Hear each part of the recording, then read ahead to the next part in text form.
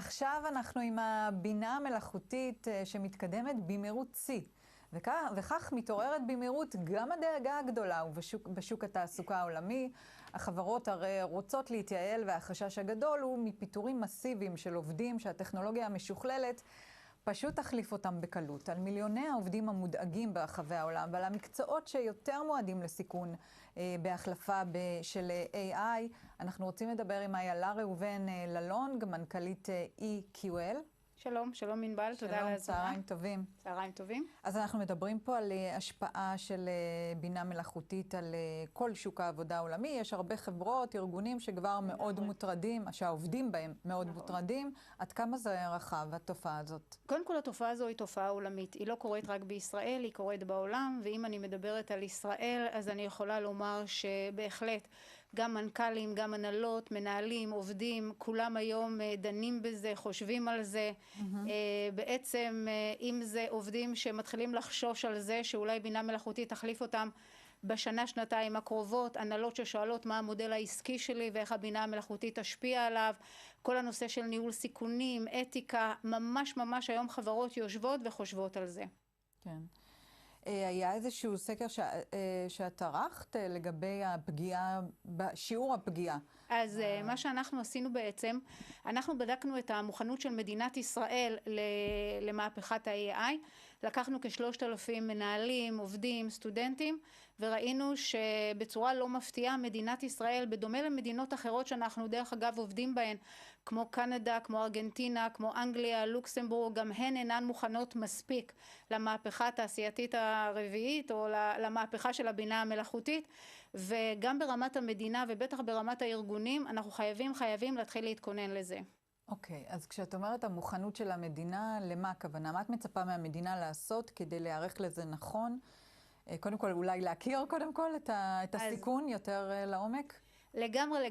הדבר הראשון, אנחנו יכולים להסתכל למדינות שכבר עושות את זה, כמו סינגפור, כמו פינלנד, כמו דנמרק, ממש יש תוכנית של המדינה. מה הן עושות? הן ממש לוקחות ואומרות מהן המיומנויות שהאזרחים יצטרכו בעידן של המהפכה, בעידן של הבינה המלאכותית.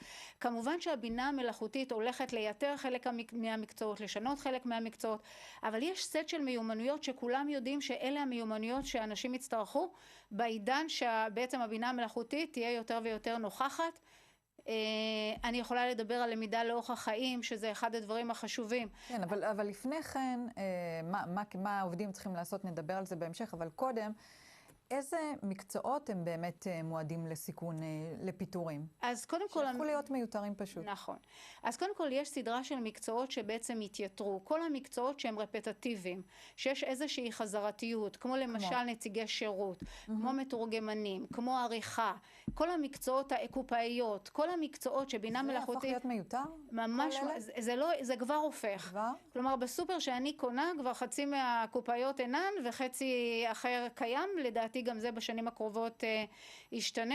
קחי את הנושא של, כל הנושא של פיתוח. חשבנו שמפתחים זה המקצוע הבטוח ביותר, מתברר שגם את זה, גוגל בעצם כבר היום אומרים ש25% מהפיתוח שלהם נעשה על ידי AI. כלומר, כל הדברים הרפטטיביים יוחלפו על ידי בינה מלאכותית. את גם יכולה להתייחס למהלך הזה של מייקרוסופט, שעכשיו מפטרת 3% מכוח האדם העולמי שלה. זה גם קשור בעינייך לעניין של התופעה הזאת? לגמרי. זה לא רק מייקרוסופט, אני מכירה מנכ"לים היום שיושבים ובעצם מתכננים ויודעים שתוך שנה עד שנתיים, בין 10 ל-30-40 מכוח האדם שלהם כבר הם לא יצטרכו, אז זה יקרה בכל התעשיות, זה יקרה כמעט בכל התפקידים, ואני חושבת שאנחנו צריכים להתחיל להיערך לכך, גם ברמה האישית ובטח ברמה הארגונית. אוקיי, אז בואי נחזור למה המדינה צריכה לעשות בעניין הזה. ישראל, מה צריכה לעשות? אז קודם כל אני חושבת שצריכה להיות איזושהי מדיניות, ולאחר המדיניות צריך להיות איזשהו תהליך. להבין קודם כל איך זה ישפיע על כולנו. לאחר מכן לראות מהו סט היכולות שכולנו נצטרך על מנת להמשיך להחזיק במשרות שלנו, או ללמוד דברים חדשים, לשגשג במציאות חדשה, ואחר כך לעשות תהליך של אפסקילינג וריסקילינג. אם המקצוע שלי מתייתר, איך אני יכולה ללמוד משהו אחר? דרך אגב, אני מאוד אופטימית לגבי עולם העבודה החדש. אני לא חושבת שרוב האנשים יישארו ללא עבודה, אני חושבת שיווצרו המון מקומות עבודה חדשים, אבל הם יהיו מיועדים לאנשים עם יכולות אחרות, לא דווקא או לא בהכרח אלה שהעבודה שלהם מתייתרת. אבל איך את יודעת איזה יכולות את צריכה לפתח כדי שתסתגלי לעולם החדש, שאף אחד לא יודע מה העולם החדש? אז איך זה ייראה? שאלה מעולה. אני חושבת שלא רק אנחנו לפני כבר 14 שנה יחד עם פרופסור אילן משולם בעצם אמרנו מהן המיומנויות האלה. היום הפורום הכלכלי העולמי כל שנה מוציא דוח ובעצם אומר מהן המיומנויות. אז בלי לדעת איך העולם ייראה, אני אגיד לך מה רוב המודלים על מה מדברים. הדבר הראשון זה למידה לאורך החיים. כולנו נצטרך ללמוד לאורך החיים.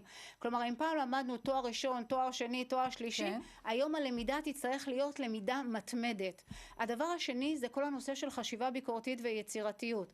כלומר, כל הדברים, גם כשה-AI עושה משהו, היכולת לשאול שאלות, להשתמש בחשיבה ביקורתית, הנושא של יצירתיות, הנושא של אמפתיה, כל הנושא של אינטליגנציה רגשית. אז היום יש מדינות בעולם, כמו שאמרתי, שכבר יודעות מה צריך ויוצאות לתוך התהליך הזה. אז זה ממש משהו שככה מטלטל את השוק העבודה העולמי, ואת לדעתך בישראל אין שום איזשהו צעד בכיוון הזה של לנסות להתמודד עם העניין הזה, שאולי בשנים הבאות הוא ייראה יותר בולט בשטח מעכשיו. לגמרי ענבל. אז קודם כל יש הרבה יוזמות, אבל אין לא יוזמה אחת של הממשלה שהיא מובילה אותה. מדובר כאן באחת המהפכות המשמעותיות ביותר שאת ואני נעבור בדור הזה. זה המהפכה שב200 שנים האחרונות לא הייתה כמותה.